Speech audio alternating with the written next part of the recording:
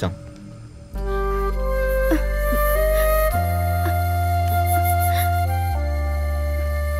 జాగ్రత్త. కమల లోపలుంది, మీరు రండి సార్. లక్ష్మి, ఏడోకమ్మా, ఏం కాలేదులే, సరేనా?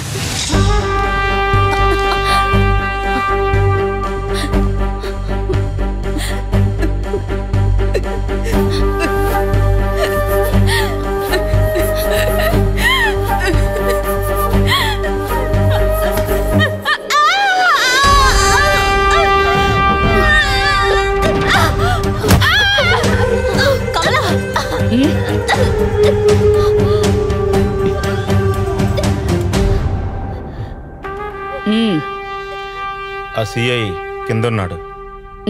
వస్తున్నానని చెప్పు. రంగయ్య, అన్నయ్యకి కాల్ చేయి. అలాగే.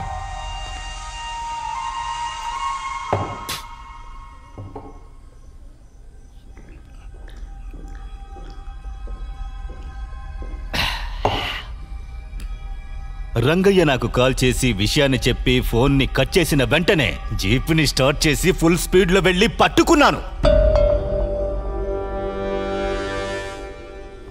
వాడిని బాగా చిత్తగొట్టి బండ్లో వేసుకుని తీసుకొచ్చాను. ప్రాణాలతో ఉంటే వాడు ఎలాగోలా తప్పించుకుంటాడు.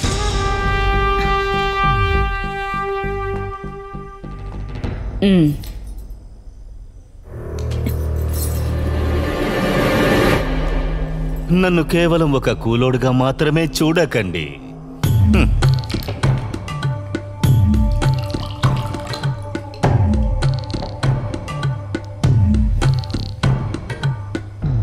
కూలి కోసం ఇది చేయలేదు, కమల మీద ఉన్న ఇష్టంతో చేశాను. నేను ఈ కాళీపురానికి వచ్చి ఛార్జ్ తీసుకున్న 4 ఏళ్లలో బ్రోతల్ కేసని, రైడ్ అని ఏ ఒక్కరైనా ఇక్కడికి వచ్చి వెళ్ళారా? చెప్పండి, చెప్పండి. ఇలా చూడండి, ఈ రోజు నేను చేసిన విషయం కూడా నా డిపార్ట్మెంట్లో గనక తెలిసిందనుకోండి, నా తలని తీసేసే కేసిది. అయినా సరే నేను ఇక్కడికి ఏమైనా ఫస్ట్ టైం వస్తున్నారా? ఇక్కడున్న ఏ రూమ్ లోకైనా వెళ్ళొచ్చు, ఎవరితో కావాలన్నా. ఈ రోజు నేను చేసిన సహాయానికి ఎవరితోనో పడుకుంటే ఏముంటుంది? నాకు కమల, నీతో, నంబియార్కి నీకు మధ్యనున్న సంబంధం ఏంటో నాకు బాగా తెలుసు. అయినా సరే మొదటిసారి చూసినప్పటి నుంచే కోరిక. నంబియార్ కూడా ఈ విషయం తెలీదు. ఒకే ఒక నైట్, ఒకే ఒక్కసారి.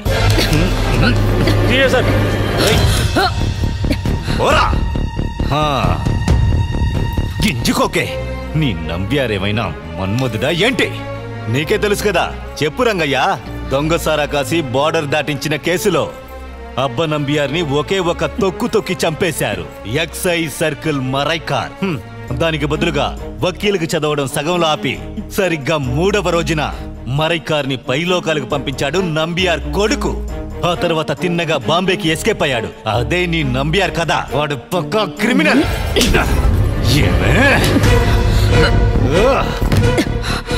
ఒక్క రోజు నాతో పడుకోకుండా ఉంటే ఇక నుంచి నంబియార్తో పడుకోవడానికి నీ శవమే ఉంటుంది. లేపేస్తానే.